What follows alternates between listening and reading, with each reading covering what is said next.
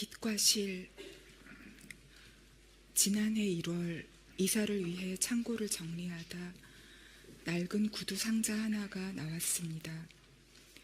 열어보니 유년 시절에 쓴 일기장 연화문건이 담겨 있었습니다. 표지에 시집이라는 단어가 연필로 적힌 얇은 중철 제본을 발견한 것은 그 포개어진 일기장들 사이에서였습니다. A5 크기의 갱지 5장을 절반으로 접고 스테이플러로 중철한 조그만 책자. 제목 아래에는 삐뚤빼뚤한 선 2개가 나란히 그려져 있었습니다. 왼쪽에서부터 올라가는 6단의 계단 모양 선 하나와 오른쪽으로 내려가는 7단의 계단 같은 선 하나. 그건 일종의 표지화였을까요? 아니면 그저 낙서였을 뿐일까요? 책자의 뒤쪽 표지에는 1979라는 연도와 내 이름이, 내지에는 모두 8편의 시들이 표지 제목과 같은 연필 필적으로 또박또박 적혀 있었습니다.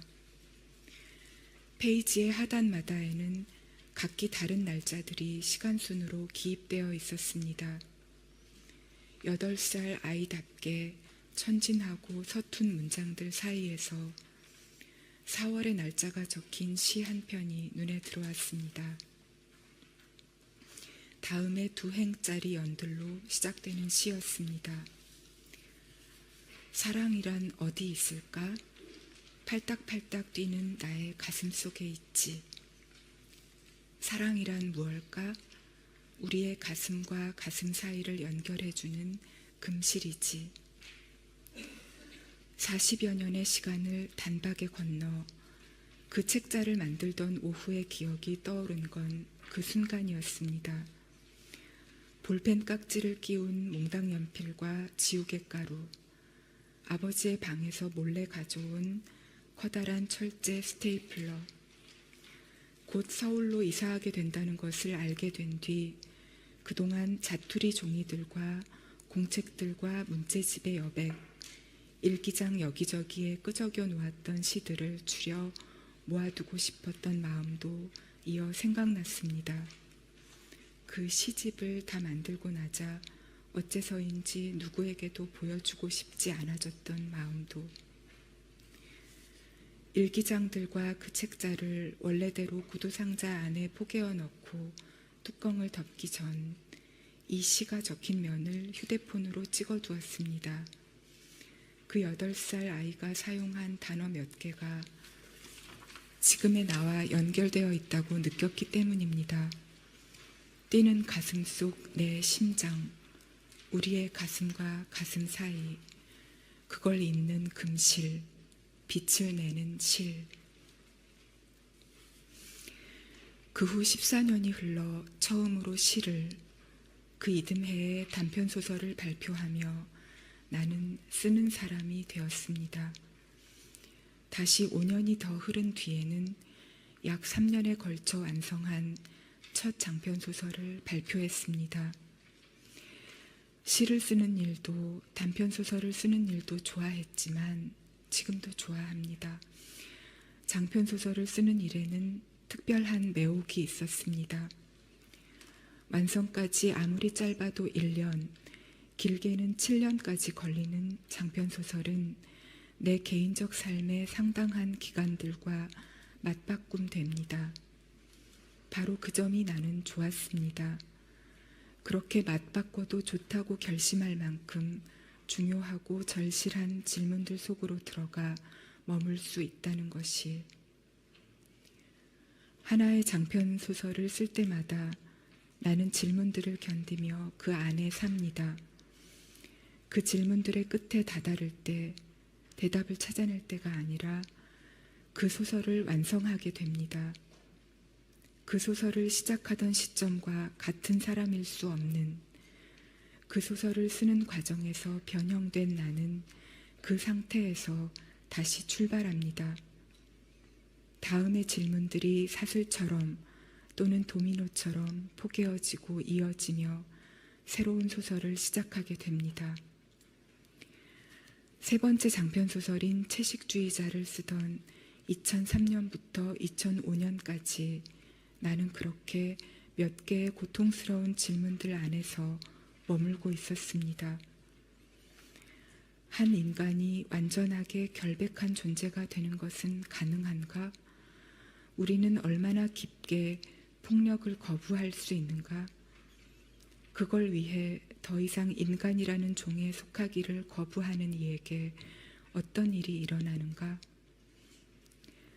폭력을 거부하기 위해 육식을 거부하고 종래에는 스스로 식물이 되었다고 믿으며 물 외에 어떤 것도 먹으려 하지 않는 여주인공 영희는 자신을 구원하기 위해 매 순간 죽음에 가까워지는 아이러니 안에 있습니다. 사실상 두 주인공이라고 할 수 있는 영혜와 인희의 자매는 소리 없이 비명을 지르며 악몽과 부서짐의 순간들을 통과해 마침내 함께 있습니다. 이 소설의 세계 속에서 영혜가 끝까지 살아있기를 바랐으므로 마지막 장면은 앰뷸런스 안입니다. 타오르는 초록의 불꽃 같은 나무들 사이로 구급차는 달리고 깨어있는 언니는 뚫어지게 창밖을 쏘아봅니다. 대답을 기다리듯 무엇인가에 항의하듯 이 소설 전체가 그렇게 질문의 상태에 놓여 있습니다. 응시하고 저항하며 대답을 기다리며 그 다음의 소설 바람이 분다 가라는 이 질문들에서 더 나아갑니다. 폭력을 거부하기 위해 삶과 세계를 거부할 수는 없다. 우리는 결국 식물이 될 수 없다. 그렇다면 어떻게 나아갈 것인가? 정체와 이틀릭체의 문장들이 충돌하며 흔들리는 미스터리 형식의 이 소설에서 오랫동안 죽음의 그림자와 싸워왔던 여주인공은 친구의 돌연한 죽음이 자살이 아니라는 것을 증명하기 위해 목숨을 걸고 분투합니다. 마지막 장면에서 죽음과 폭력으로부터 온 힘을 다해 배로 기어 나오는 그녀의 모습을 쓰며 나는 질문하고 있었습니다. 마침내 우리는 살아남아야 하지 않는가? 생명으로 진실을 증거해야 하는 것 아닌가? 다섯 번째 장편 소설인 히라버시가는 그 질문에서 다시 더 나아갑니다. 우리가 정말로 이 세계에서 살아나가야 한다면 어떤 지점에서 그것이 가능한가? 말을 잃은 여자와 서서히 시력을 잃어가는 남자는 각자의 침묵과 어둠 속에서 고독하게 나아가다가 서로를 발견합니다. 이 소설을 쓰는 동안 나는 촉각적 순간들에 집중하고 싶었습니다. 침묵과 어둠 속에서 손톱을 바싹 깎은 여자의 손이 남자의 손바닥에 몇 개의 단어를 쓰는 장면을 향해 이 소설은 느린 속력으로 전진합니다. 영원처럼 부풀어 오르는 순간의 빛 속에서 두 사람은 서로에게 자신의 연한 부분을 보여줍니다. 이 소설을 쓰며 나는 묻고 싶었습니다. 인간의 가장 연한 부분을 들여다보는 것, 그 부인할 수 없는 온기를 어루만지는 것, 그것으로 우리는 마침내 살아갈 수 있는 것 아닐까? 이 더덥고 폭력적인 세계 가운데에서 그 질문의 끝에서 나는 다음의 소설을 상상했습니다. 히라버시간을 출간한 후 찾아온 2012년의 봄이었습니다. 빛과 따스함의 방향으로 한 걸음 더 나아가는 소설을 쓰겠다고 나는 생각했습니다. 마침내 삶을, 세계를 끌어안는 그 소설을 눈부시게 투명한 감각들로 충전하겠다고. 제목을 짓고 앞에 20페이지 정도까지 쓰다 멈춘 것은 그 소설을 쓸 수 없게 하는 무엇인가가 내 안에 있다는 것을 깨닫게 되었기 때문이었습니다.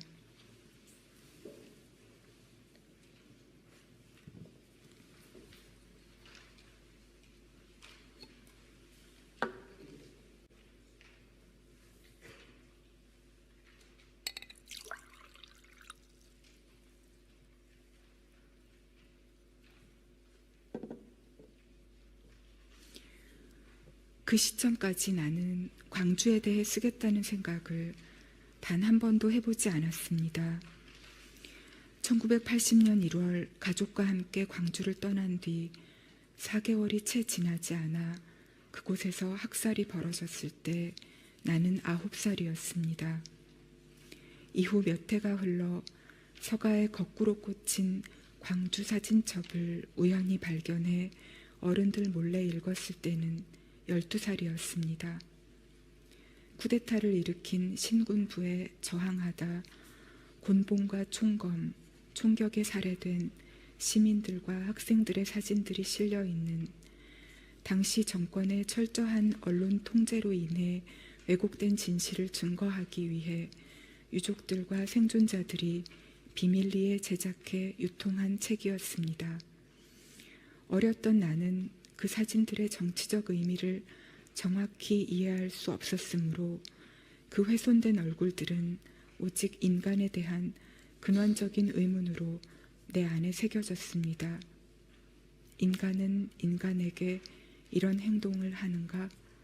나는 생각했습니다. 동시에 다른 의문도 있었습니다. 같은 책에 실려 있는 총상자들에게 피를 나눠주기 위해 대학병원 앞에서 끝없이 줄을 서 있는 사람들의 사진이었습니다. 인간은 인간에게 이런 행동을 하는가? 양립할 수 없어 보이는 두 질문이 충돌해 풀 수 없는 수수께끼가 되었습니다.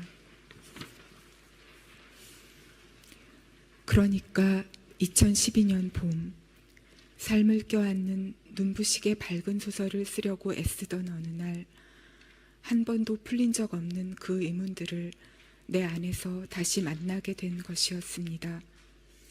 오래전에 이미 나는 인간에 대한 근원적 신뢰를 잃었다. 그런데 어떻게 세계를 껴안을 수 있겠는가?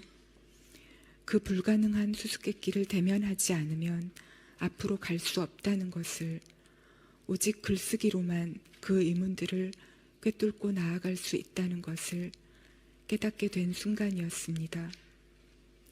그 후 1년 가까이 새로 쓸 소설에 대한 스케치를 하며 1980년 5월 광주가 하나의 겹으로 들어가는 소설을 상상했습니다. 그러다 망월동 묘지에 찾아간 것은 같은 해 12월, 눈이 몹시 내리고 난 다음 날 오후였습니다. 어두워질 무렵 심장에 손을 얹고 얼어붙은 묘지를 걸어 나오면서 생각했습니다. 광주가 하나의 겹이 되는 소설이 아니라 정면으로 광주를 다루는 소설을 쓰겠다고. 900여 명의 증언을 모은 책을 구해 약 한 달에 걸쳐 매일 9시간씩 읽어 완독했습니다. 이후 광주뿐 아니라 국가폭력의 다른 사례들을 다룬 자료들을 장소와 시간대를 넓혀 인간들이 전 세계에 걸쳐 긴 역사에 걸쳐 반복해온 학살들에 대한 책들을 읽었습니다. 그렇게 자료 작업을 하던 시기에 내가 떠올리곤 했던 두 개의 질문이 있습니다. 20대 중반에 일기장을 바꿀 때마다 맨 앞 페이지에 적었던 문장들입니다. 현재가 과거를 도울 수 있는가? 산자가 죽은 자를 구할 수 있는가? 자료를 읽을수록 이 질문들은 불가능한 것으로 판명되는 듯 했습니다.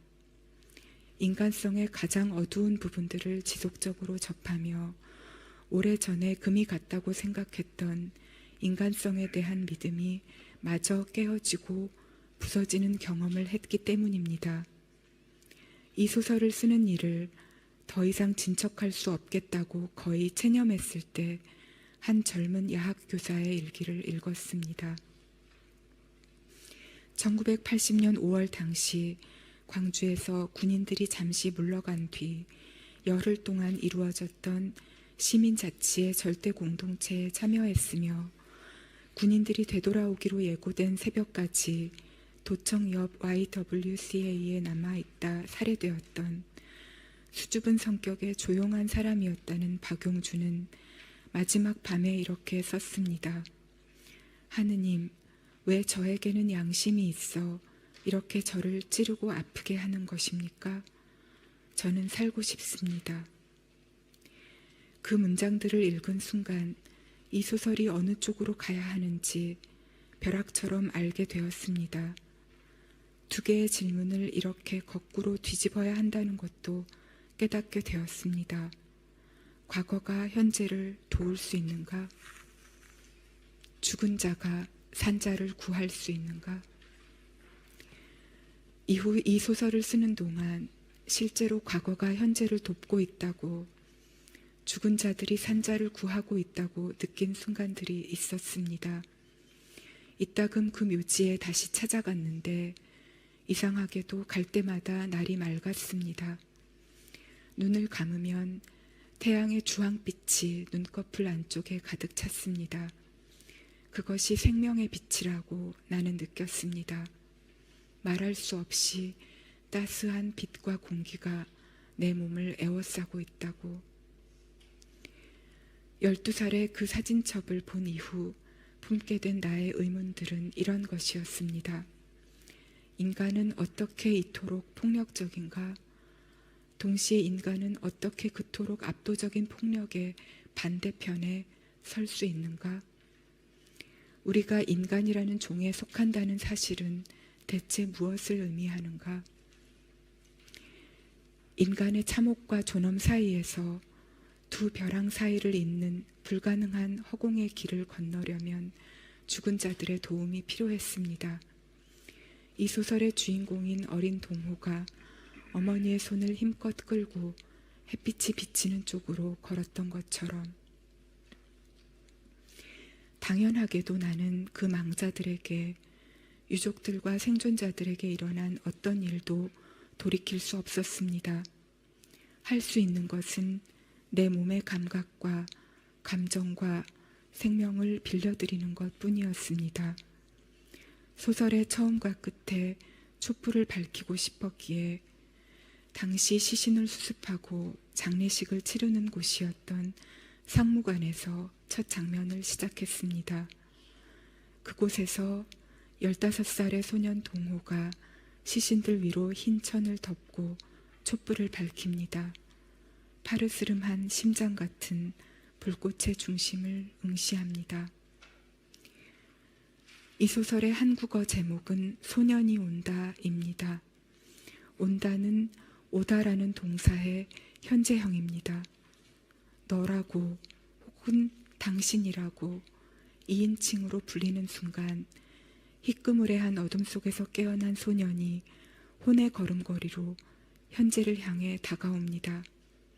점점 더 가까이 걸어와 현재가 됩니다.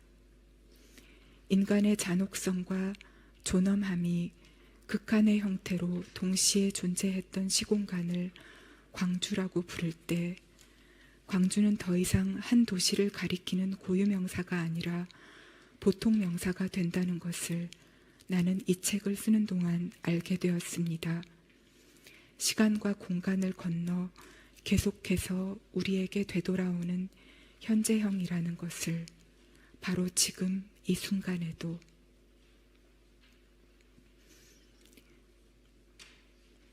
그렇게 소년이 온다를 완성해 마침내 출간한 2014년 봄, 나를 놀라게 한 것은 독자들이 이 소설을 읽으며 느꼈다고 고백해온 고통이었습니다. 내가 이 소설을 쓰는 과정에서 느낀 고통과 그 책을 읽은 사람들이 느꼈다고 말하는 고통이 연결되어 있다는 사실에 대해 나는 생각해야만 했습니다. 그 고통의 이유는 무엇일까? 우리는 인간성을 믿고자 하기에 그 믿음이 흔들릴 때 자신이 파괴되는 것을 느끼는 것일까? 우리는 인간을 사랑하고자 하기에 그 사랑이 부서질 때 고통을 느끼는 것일까? 사랑에서 고통이 생겨나고 어떤 고통은 사랑의 증거인 것일까? 같은 해 6월에 꿈을 꾸었습니다. 성근 눈이 내리는 벌판을 걷는 꿈이었습니다. 벌판 가득 수천 수만 그루의 검은 통나무들이 심겨 있고 하나하나의 나무 뒤쪽마다 무덤의 봉분들이 있었습니다. 어느 순간부터 운동화 아래에 물이 밟혀 뒤를 돌아보자 지평선인 줄 알았던 벌판의 끝에서부터 바다가 밀려 들어오고 있었습니다. 왜 이런 곳에다 이 무덤들을 썼을까? 나는 스스로에게 물었습니다. 아래쪽 무덤들의 뼈들은 모두 쓸려가 버린 것 아닐까? 위쪽 무덤들의 뼈들이라도 옮겨야 하는 것 아닐까? 더 늦기 전에 지금. 하지만 어떻게 그게 가능할까? 나에게는 삽도 없는데 벌써 발목까지 물이 차오르고 있는데. 꿈에서 깨어나 아직 어두운 창문을 보면서 이 꿈이 무엇인가 중요한 것을 말하고 있다고 느꼈습니다. 꿈을 기록한 뒤에는 이것이 다음 소설의 시작이 될 것 같다는 생각을 했습니다. 그것이 어떤 소설일지 아직 알지 못한 채 그 꿈에서 뻗어나갈 법한 몇 개의 이야기를 앞머리만 썼다 지우기를 반복하다가 2017년 12월부터 2년여 동안 제주도에 월세방을 얻어 서울을 오가는 생활을 했습니다. 바람과 빛과 눈비가 매 순간 강렬한 제주의 날씨를 느끼며 숲과 바닷가와 마을길을 걷는 동안 소설의 윤곽이 차츰 또렷해지는 것을 느꼈습니다. 소년이 온다를 쓸 때와 비슷한 방식으로 학살 생존자들의 증언들을 읽고 자료를 공부하며 언어로 치환하는 것이 거의 불가능하게 느껴지는 잔혹한 세부들을 응시하며 최대한 절제하여 써간 작별하지 않는다를 출간한 것은 검은 나무들과 밀려오는 바다의 꿈을 꾼 아침으로부터 약 7년이 지났을 때였습니다. 소설을 쓰는 동안 사용했던 몇 권의 공책들에 나는 이런 메모를 했습니다. 생명은 살고자 한다. 생명은 따뜻하다. 죽는다는 건 차가워지는 것. 얼굴에 쌓인 눈이 녹지 않는 것. 죽인다는 것은 차갑게 만드는 것. 역사 속에서의 인간과 우주 속에서의 인간, 바람과 해류, 전 세계를 잇는 물과 바람의 순환, 우리는 연결되어 있다.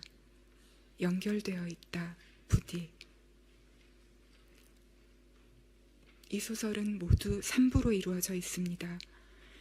1부의 여정이 화자인 경하가 서울에서부터 제주 중산간에 있는 인선의 집까지 한 마리 새를 구하기 위해 폭설을 뚫고 가는 횡의 길이라면 2부는 그녀와 인선이 함께 인간의 밤 아래로 1948년 겨울 제주도에서 벌어졌던 민간인 학살의 시간으로 심해 아래로 내려가는 수직의 길입니다.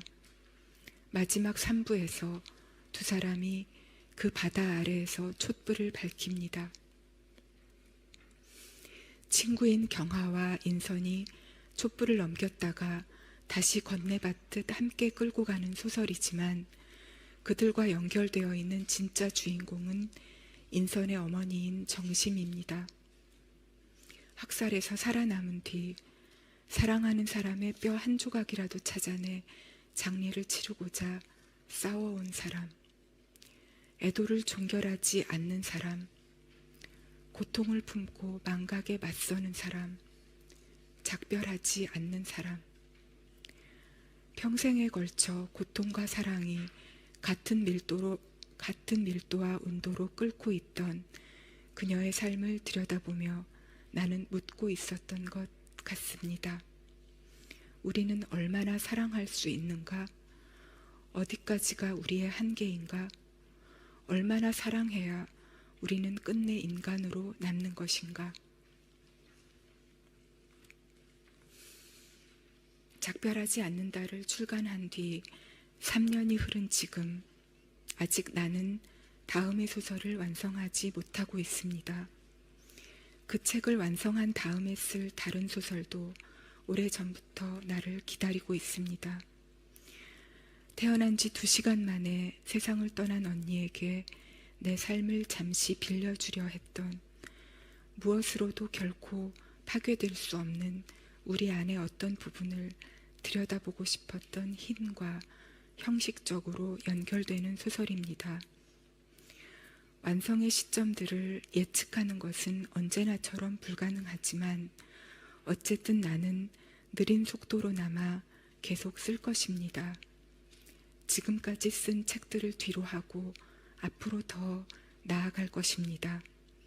어느 사이 모퉁이를 돌아 더 이상 과거의 책들이 보이지 않을 만큼 삶이 허락하는 한 가장 멀리,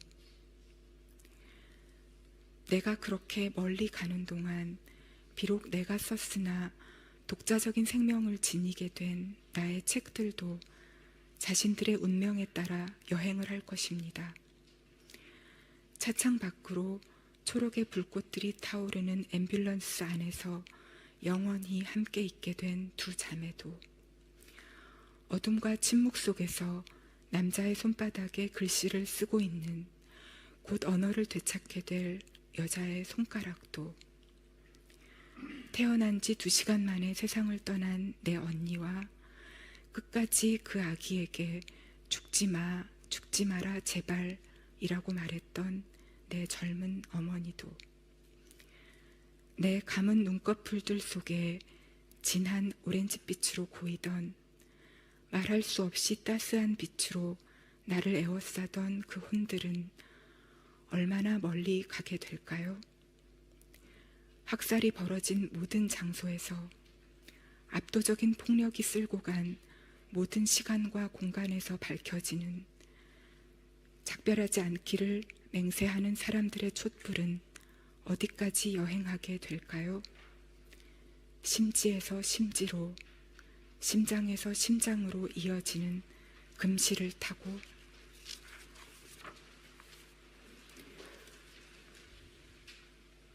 지난해 1월 낡은 구두상자에서 찾아낸 중철 제본에서 1979년 4월에 나는 2개의 질문을 스스로에게 하고 있었습니다.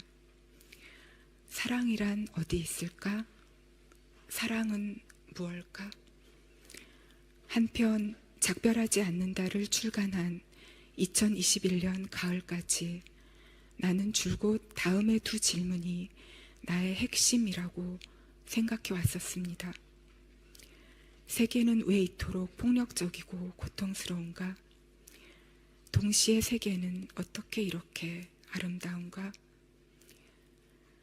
이 2 질문 사이의 긴장과 내적 투쟁이 나의 글쓰기를 밀고 온 동력이었다고 오랫동안 믿어왔습니다.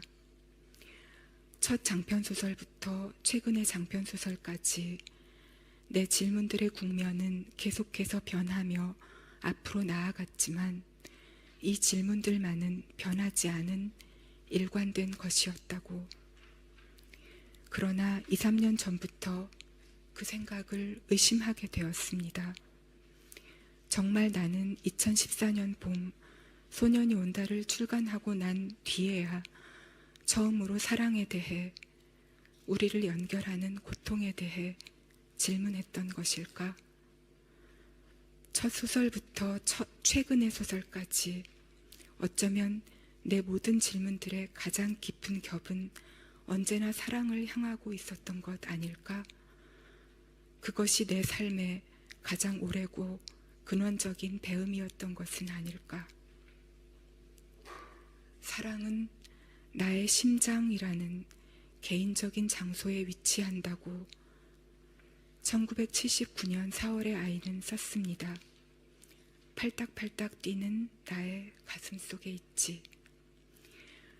그 사랑의 정체에 대해서는 이렇게 대답했습니다. 우리의 가슴과 가슴 사이를 연결해주는 금실이지. 소설을 쓸 때 나는 신체를 사용합니다. 보고 듣고 냄새 맡고 맛보고 부드러움과 온기와 차가움과 통증을 느끼는, 심장이 뛰고 갈증과 허기를 느끼고 걷고 달리고 바람과 눈비를 맞고 손을 맞잡는 모든 감각의 세부들을 사용합니다.